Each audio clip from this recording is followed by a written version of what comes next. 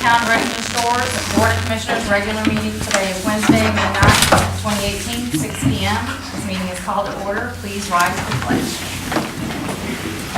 I pledge allegiance to the flag of the United States of America and to the republic for which it stands, one nation, under God, indivisible, with liberty and justice for all. All right, I'm opening the regular meeting. Mary, will you please call a roll? Commissioner Robinson? Here. Commissioner Drumm? Here. Commissioner Neal? Here. Vice Mayor Capper? Here. Mayor Henderson? Here. Attorney General? Here. Okay, I need a motion to approve the minutes from the regular meeting of April 11th, 2018, and the workshop meeting of April 25th, 2018. Make a motion to approve the minutes. Second. Motion is second. Any discussion? Corrections, anything? Hearing none, Mary, please call the roll. Commissioner Robinson? Yes. Commissioner Drumm? Yes. Commissioner Neal? Yes. Vice Mayor Capper? Yes. Mayor Henderson? Yes. Next, I need a motion to ratify the bills for March, April, and May 2018. I'd like to make the motion to approve the ratification of the bills for March, April, and May. Second. Motion is second. Any discussion? Mary, please call the roll. Commissioner Robinson? Yes. Commissioner Drumm? Yes. Commissioner Neal? Yes. Vice Mayor Capper? Yes. Mayor Henderson? Yes. Attorney General? Go ahead. Put your 2 cents in. First time in 40 years, I'd like to say, yes, I approve. Is that first? I've never had a vote. All right, so we are on to commission reports. I'll start with my own. After 6 weeks of hard work, Town Hall has new floors, new paint, and I think it looks great. A lot brighter, a lot beachier, and it was definitely worth all the hassle. And I think the staff was amazing and helping and worked through it. We never closed early, we never closed at all, worked through it. They did extra things, they cleaned up, they moved stuff, so thank you guys for working so hard. And turtle season is here. So the Clearwater Marine Aquarium will be doing their lighting survey, so please keep in mind, keep those lights dim, off, or make sure you're using your turtle-friendly fixtures if you're on the beach or anywhere that the turtle could possibly spot the light, get confused. Okay, hurricane season begins in less than a month. I hate to even say it. June 1st, I can't believe it. But we, that the town, are working on some new and improved ways of communicating with our residents that we'll be excited to roll out soon. Be sure to check the Beach Beacon insert over the next few weeks for our spring newsletter that will be coming out. And as far as the fire and police, I'm going to ask Chief Hughes to just give a brief telling of what happened with the most recent incident and any other that you find pertinent. Okay, thank you, Mayor. One of the most noteworthy incidents happened on the 25th of last month. There was a huge gas leak in 17720 Gulf Boulevard. The construction crew that putting in for the sign hit a gas line. It wasn't until my office arrived and everybody thought to call the fire department. They came and closed it all off. There was no incidents where anybody got hurt, so it was kind of a known issue. As far as the police department goes, of course, you've all heard about the officer being hit up at Indian Shores. He's doing fine. He's at the office today. He's on administrative leave until the 15th, which time then he'll be coming back to work, but it'll be light duty until he's fully healed. He hurt his shoulder a little bit. But he's in good spirits, and we're getting by. Thank you. And thank you to the officers for everything they do. Thank you. Vice Mayor Capper. Okay, building permits, pretty good month. We had a total of $47,279, 88 permits, and one of those permits was a 9-unit hotel, which has brought in quite a bit of money. Okay, so that is all on that part of it. And I'd like to remark on the remodeling of the town hall here went real great, and it looks great, okay? I know we had a big mess going, but it's over, or it's getting close to being over. And thank you. Okay, Commissioner Neal, you are up. We refurbished 5 of the manholes that we have problems with from the smoke test. And I must say, the guys did a wonderful job. There was 5 manholes on the west side, over by the Shore Mariner, 178. I took a picture of it. It looks like a brand new epoxy barrel when they got through with that. So we're gonna look at moving forward and getting some more done that we need done. But like I said, I can't say enough about the guys that did it. They did a wonderful job. Looks great. And as you can see, we've been working on the Veterans Park. We're probably going to finish that pretty soon. I don't see where we're going to spend more than another 3 or 4 weeks. So we'll start ordering up the benches and everything, and probably have a little dedication ceremony. I met with Mr. Adams and Mr. Holmes last week, and there was smoke blowing out these guys' ears coming up with that little phrase we're going to put on the plaque over there. And I will unveil that when the time comes. But I was thoroughly impressed with it and appreciate their help. And that's all I have. Thank you, Commissioner Neal, and the park is looking great. The progress, we're moving forward, I love that. Commissioner Roberts? There was a hazardous mitigation grant program that was funded by the federal government as a result of Hurricane Irma.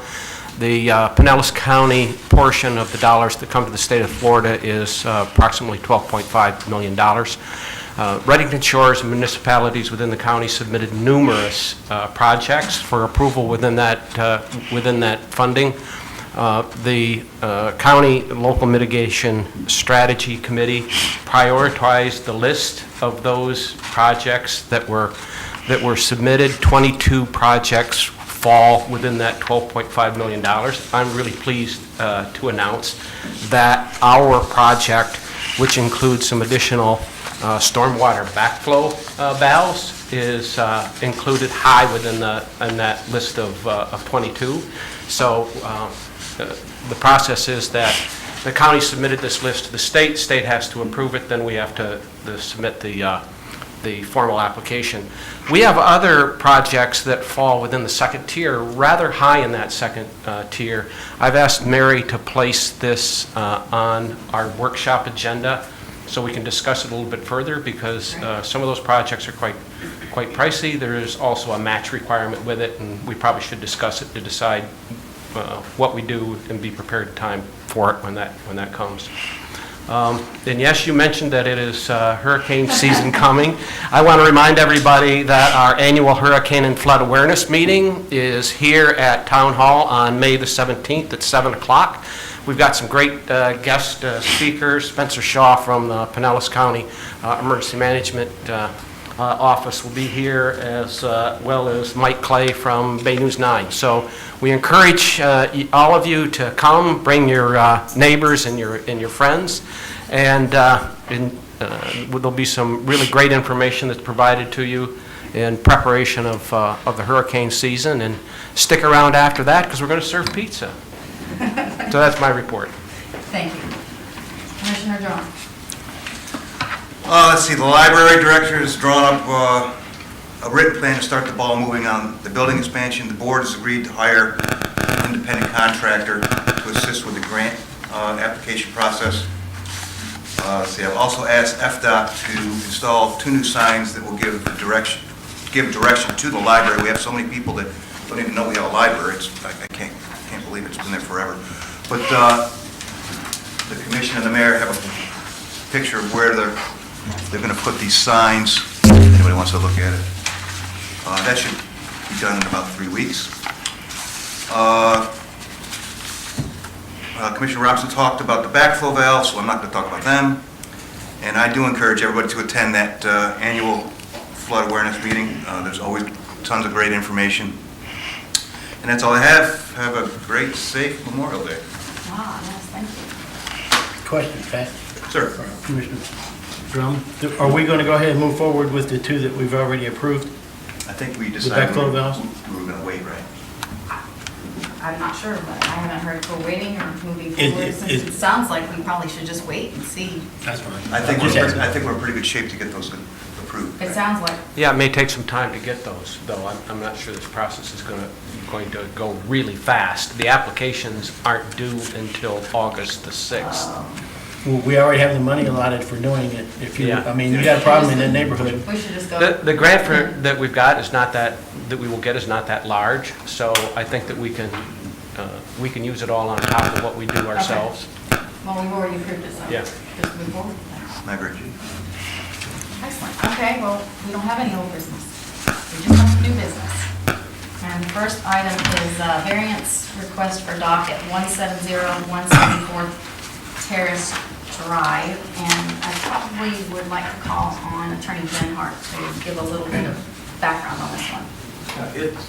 It's really not a variance request, but your code, of course, has requirements for docks, and basically have to be no more than half of the length can't be more than half of the waterfront width, and in general, they're supposed to be within the center 1/3 of the waterfront width.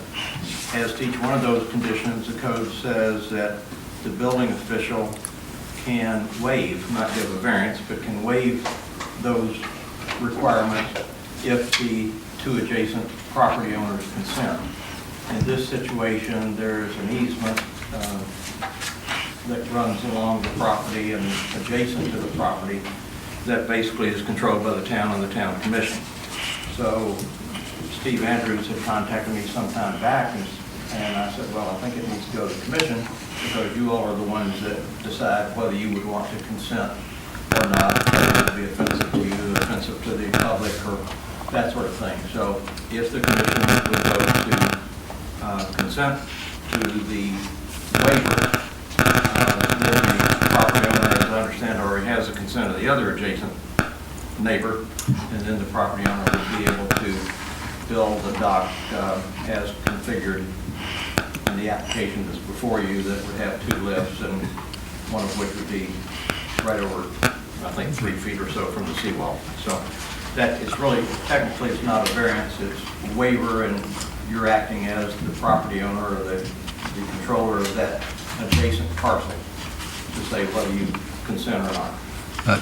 Jim, excuse me, but he's not, he shouldn't be asking for a dock request. He's asking for an extra lift on the side of the dock. The dock's already been approved years ago.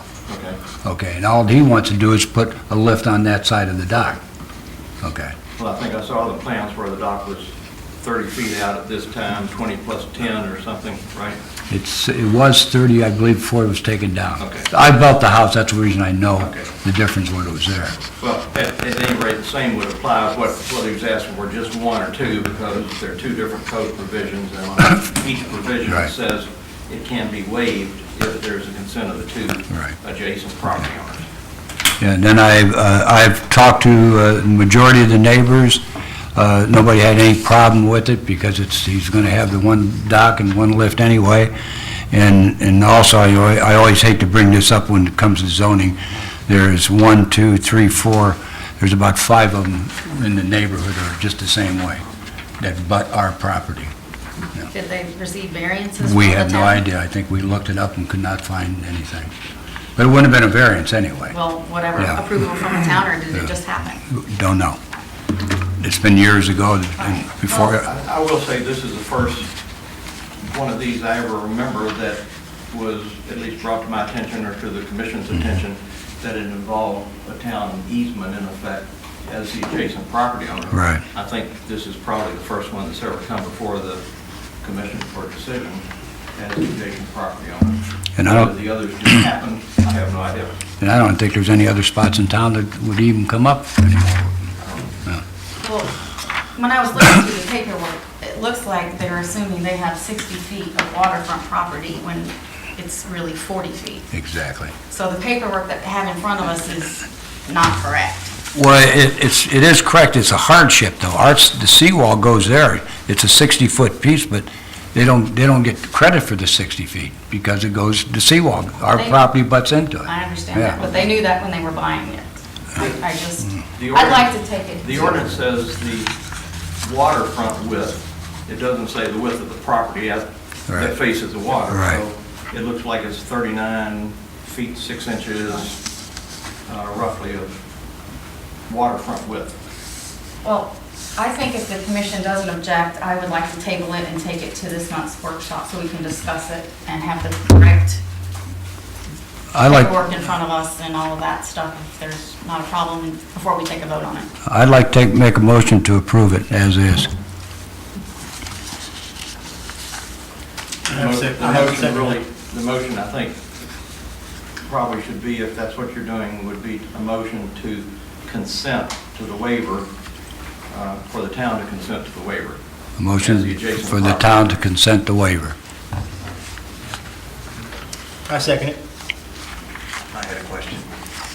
I have a motion and a second, I'd love to hear it. So the adjacent property that the town owns, what would be, not asking us anything, what's the dimension from here to here supposed to be? I think it's 13.4. Where? From here to here? Just to here? There- It's written there 3.43. That's what they're, You got the that's survey? what they want. Yes, If you're asking the dimension from around the corner where the town's easement is to where the edge of the dock is, it looks like that'd be 3 feet 4 inches. Right, but my question is, what do our codes say as far as how far this has got to be away from this property? Or any property it's for that supposed to matter? be, the dock is supposed to be in the center third of the 40 feet. They're getting a consent on one side, a waiver on the one side, but now they're asking it of the town, and I'm not sure that we can actually grant something to an individual as a town. I think it doesn't help the whole entire community. That is a place that everybody throws their little fishing poles in or sits and watch the boat parade. The town doesn't have a whole lot of waterfront owned property, and I think it wouldn't be right for the town to actually grant it to an individual person. We own it, and if we decide to do something later, then we're out of it. Mary Beth, I live right across the water from it. I know you do. And there's people that fish there all the time, and it's not going to interfere one bit of fishing. It's just how I feel. If they're in the center third, we wouldn't be going through this. That's right. But they've got a hardship. You talk about hardship, that's a hardship. But for it's a not lot. really, because it's been in code and they bought it knowing what the numbers were. And the things that we have in front of us are not correct. Everything around that I see, I've gotten dock permits several times. Both neighbors usually signed. So we didn't have an issue, because as soon as they signed, it went for permitting and it got passed. And I don't think there's a whole lot left around here that's even in the center third alone. I have. Including mine. I have people that asked for permission, and we just said, no, let's all just stick with the code, so nobody's infringing on anybody. And that, it's not just about us, it's the whole town. It's not ours. If I could answer Commissioner Drone's question, because I did bring the code. Docks, boat lifts, davits must be constructed within the center 1/3 of the applicant's waterfront property or 50 feet from the adjacent property, whichever is, and I think it says less restrictive, got blacked out on here. And then this requirement may be waived by the building commissioner, building commissioner rather than building official, provided that the signed statements of no objections from the property owners size upon have been submitted, or the building commissioner can refer it to the town commission for decision. Well, they're getting Oh. one boat lift. Do they need 2 boat lifts at the expense of the town giving up our rights? It's up to you guys too. I'm only one boat. I took a look at the property and the surrounding area and from the overview as well. The home right across the canal from them has a similar sort of variance because they're closer to that seawall as well. And Theirs is a jet ski lift. I saw. virtually every one of those homes at the end of those canals has somehow obtained a variance, or at least they are in closer proximity to their neighbors or to the wall than what the code or what the ordinance says. So I'm looking at this as a consistency issue and not really seeing the side to the town. I think that we start making exceptions for this one or that one. This is a whole town-wide thing, not an individual. You know, when you're granting something special exceptions for people, it's supposed to be, when you look at what a variance or a hardship is, they don't really have a hardship. They have their neighbor that said yes already. Do they really need two boat lifts? It's a very small canal as it is. And people do fish off there, and it will definitely restrict views for people that go sit on the bench there and watch the boat parade, et cetera, et cetera. That's our town. Now, It's our the stuff. bench sits in the middle, it's not going to affect the bench site at all. We got a motion and a second, right? Any further discussion? Motion and second, I guess, Mary call the roll. Commissioner Robinson? Yes. Commissioner Drummer? No. Commissioner Neal? Yes. Vice Mayor Capper? Yes. Mayor Henderson? No. All right, moving on to the second item for new business, to approve resolution number 03-18, statewide mutual aid agreement, Division of Emergency Management, Attorney General, would you please? Resolution 03-18, resolution of the town of Reading Shores authorizing resolution for adoption of statewide mutual aid agreement. All right, I need a motion to approve resolution 03-18. I make a motion to approve resolution -318. Second? Motion and second. Any discussion? Yes, let me explain this if I can a little bit, okay? Okay. This came from the state, this is part of the state mutual aid agreement, and the state of Florida recently made some changes to that, and the change they made really expands when a community or a county can request aid, not just in a major disaster, but now in a minor one. What it says now is that a participating party may request assistance under this agreement for a major or catastrophic disaster as defined in section 252.34 of the Florida statute.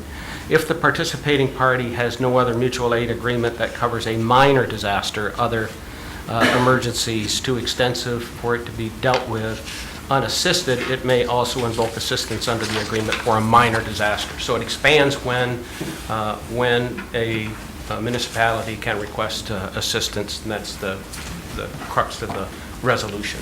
Thank you for clarifying that. Mary, will you please call the roll? Commissioner Robinson? Yes. Commissioner Drummer? Yes. Commissioner Neal? Yes. Vice Mayor Capper? Yes. Mayor Henderson? Yes. Next up is to approve resolution 04-18 requesting repeal of House Bill 631 affecting dry sandy beaches in Florida. Resolution number 04-18, a resolution of the Board of Commissioners of the Town of Reading Shores, Florida, requesting repeal of House Bill 631 affecting dry sand beaches in Florida. I make a motion we pass resolution 418. Second. Motion and a second. Any discussion on that? Yeah, I like to, from an attorney's standpoint, what does that bill really mean? It's a little hard to figure out yet. Okay, I'm glad I'm not the only one. It arose as a result of some decisions in a court case up in Walton County, Florida, which I'm familiar with because we have a home in Walton County, and as to what right the public has to use the beach where, and particularly the dry sandy beach, and what the public has been using. There's some law that basically says if the public's been using it for a long time and has established what's called a customary use, then the county can enact an ordinance, or the municipality can enact an ordinance, and the public gets to use that beach. Walton County enacted that ordinance. It was challenged in court. That part got affirmed in court, and as a result of that, the legislature kind of passed through quickly in the last legislative session this statute that said basically that if a municipality or a county or a governmental entity wishes to try to establish a customary use so that the public can use the dry, sandy part of the beach, even though it might be out and the beachfront property owner may technically own all the way down the water or whatever. But if it's had a customary use, and the statute requires that the governmental entity basically file suit and name as a party defendant each one of the property owners that might be affected. So if there was a customary use, and I don't know, I can't say here because I haven't looked at what's going on, or it went on, but if, say, in Reddington Shores, you wish to establish that for the right of the entire public, then basically the town would have to file suit and name every individual property owner. And when I say nobody really knows or whatever, I mean, there are arguments that, well, that lets the courts decide it early on rather than later, but it also certainly throws a big hurdle into trying to establish a customary use.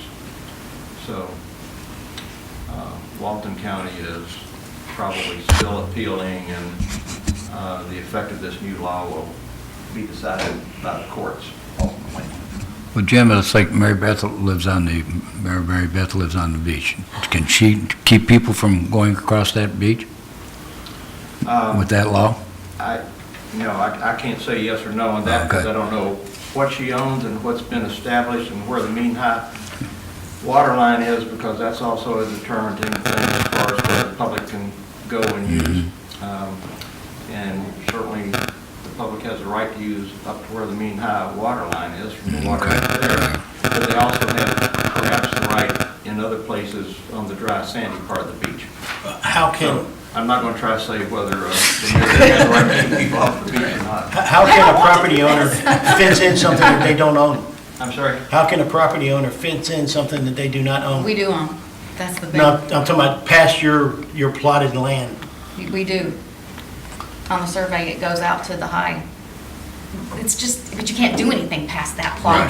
You can't go past the Right. coastal There's construction. nothing to do, right. And in many cases, and that's what kind of started all this, in many cases, property owners have fenced in all of their platted land, although technically, even though they own it, maybe the public has the right to use a lot of it because the customary use has been established, or the mean high water goes up to there.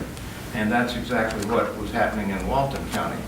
Property owners were fencing in, and you go up and down the beach there, and you don't cross here, and all that sort of stuff. But a lot of that, the public has the right to use.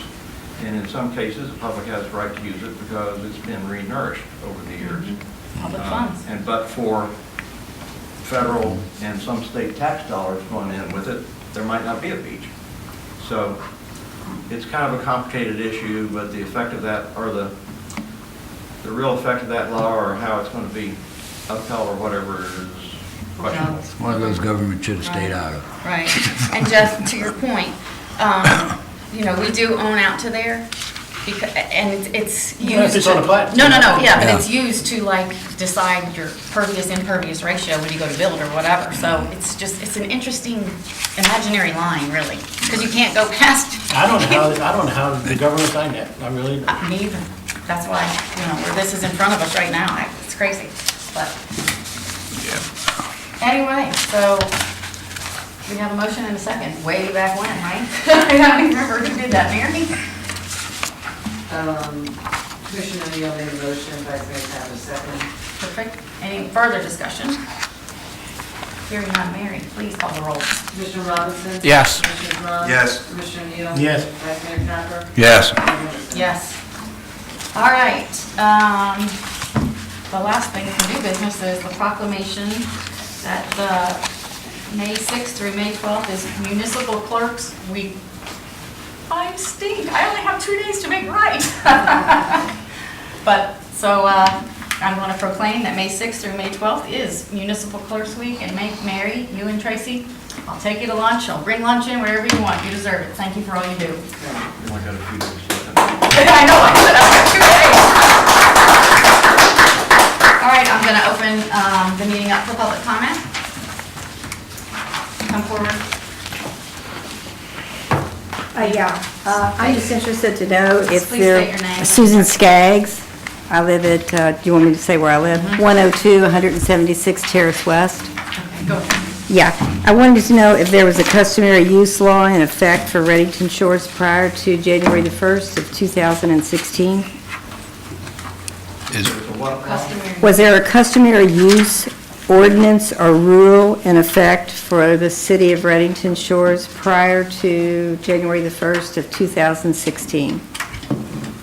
customary use? Customary use of the beach, what we were Oh. just talking about, yeah. I don't recall that Reading Shores, during the time I've been here, had ever enacted such a customary use ordinance. Do you know of any town that has? Well, Walton County Oh, well. certainly did. I don't know what else. It's in the beach, Reddington Beach. Reddington Beach, yeah, North Reddington had, so I didn't know if Reddington Shores had, because the House Bill 631 wouldn't apply to any municipality who had a rule or ordinance in effect prior to January the 1st of 2001. You So- say North Reddington has it? And so does Reddington, yes. Oh, good. So that's why I was My wondering if property, and, Reddington they can't Shores block did. my property. You said 2001, but earlier you said 2016. Well, I'm sorry, January the 1st of 2016. Okay. Yeah, January the 1st of 2016. And so, and I was a little bit confused about just a language there of repeal. Is your vote to repeal a House Senate bill? That's what it said on the agenda, that you were going to repeal House Bill 631? We're Yes. suggesting to repeal it. Okay, and how would you go about repealing that, if I could just Well, I know ask? I went to the Big C meeting and several of the beach communities are signing this same sort of resolution to let them know, we're not okay with this. The resolution was requesting repeal of it. Okay, So this is something to go to the legislature that, or through the Florida League of Cities or whatever, that Reading Shores is supporting repealing it. Contract But with senators and obviously, Congress. it's up to the legislature. right, right. But we're trying to make our voice known that we're not okay with what has happened.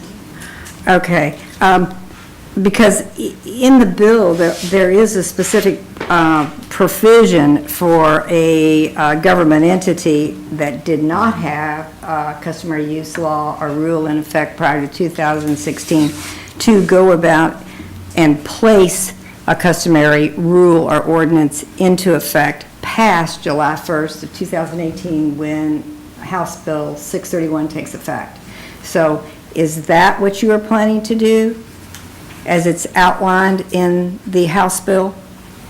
I was not aware of that provision in any sort of, I'd love for you to look into that. No, I think what the bill does is say that if anybody such as Reading Shores that probably doesn't have a customary use ordinance wishes to enact a customary use ordinance, that basically the town has to go in and vote the jurisdiction court and name as party defendants all the property owners that would be affected by it. Well, I think it said that the property owners had to be noticed of the court hearing. Yes, Right. that's what I mean.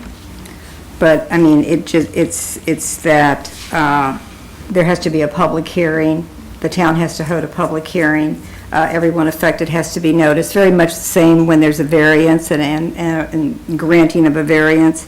And then the circuit court, this bill, as I understand it, really lets the legal authority of the customary use of the beach lie with the circuit court in each county. So that would be Pinellas County Circuit Court, who would ultimately decide if a town or a government entity did not have a customary use prior to 2016, then the circuit court, if this procedure was followed, would decide for that government entity and place into effect a customary use law. And I just wondered if that's what you were... The town would have to sue all the property owners whose property might be affected by the customary use ordinance in a lawsuit, which would be in circuit court here in Pinellas County, and the circuit court judge would basically say, yes, the town's ordinance is okay, or no, it's not. And it could vary depending upon who the judge is and depending upon what the county is and all that sort of thing. Like I say, there's a lot of, as with much legislation that's passed quickly and kind of sometimes at the last minute in the Right, legislature. right. There's a lot of unanswered things. Right, right.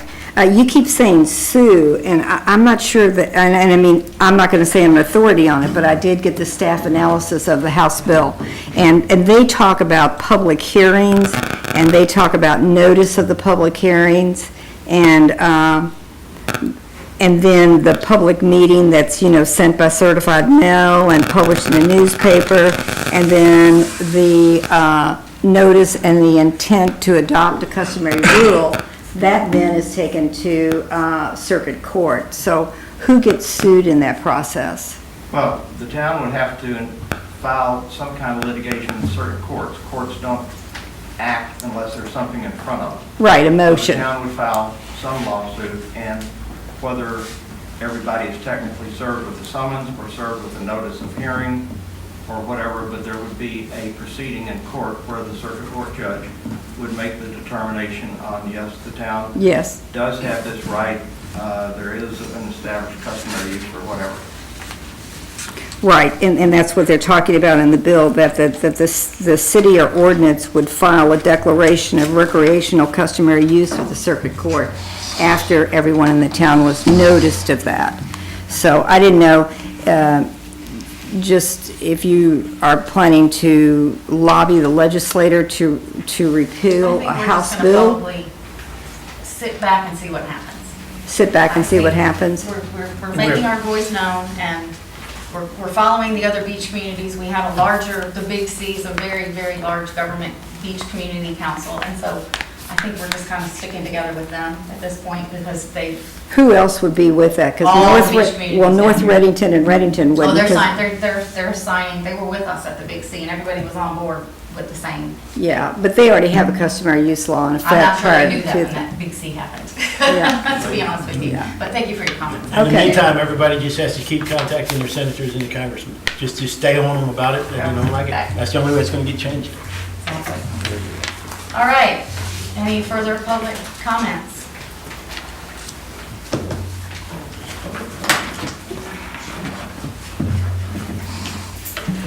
Hi, I'm Ashley Bryant, and I reside at 103 176th Avenue West, Okay. behind Tiger Auto. I realize this is all up in the air and hypothetical, but I guess my question would be, or comment would be, at some point, wouldn't the EPA possibly step in on this and say, we've got turtle stuff, we've got lights, we've got this, we've got that, not to mention, That's the DEP, I have the same questions, quite honestly. I do. Okay. I've asked about what it's gonna do to beach renourishment and what it does to what do you do to the sand dunes? Are they allowed to just take out what they want now, or how does that work? Right. There's so many unanswered questions. right, I mean, I'm trying to think of We all are. government agencies bigger than us, We are. maybe not as wonderful as us, That's but right. bigger than us, and they might have a say. I wondered what the chances were they might get involved in that. I don't think when he signed this, he had any idea what kind of worms he opened. Okay. I really don't. And then my second comment would be, it's my understanding as a local resident, having lived here my entire life, that with beach erosion, the high tide mark, doesn't it change? I mean, it's not a constant thing, so if somebody puts a fence at their current high tide mark in 2019, that can change, right? It does. Okay. Well, they claim just that, yeah, the wanted to sea's get rising, clar- so the high thing, It does, yeah, this takes many years. but. Right. think- Well, so This is you've not got the end the of it. change in the tides, and then you've also got the erosion, so that's kind of a two-point problem along with the turtles. Yeah, I feel personally it's gonna go away soon enough. Yeah, I do too. I think there's so much, It's gonna go away soon enough. there's so much. Lots of moving parts. Yes. Okay, Thank you so much. thank you. Excuse me, Ashley, what was your last name? Tessem. Tessem. Super, thank you. Any other public comments? All right, I'm going to close public comments, and that's pretty much it. The next workshop meeting is Wednesday, May 30th at 6 PM. The regular meeting is scheduled for Wednesday, June 13th, 6 PM. And with that, this meeting is adjourned.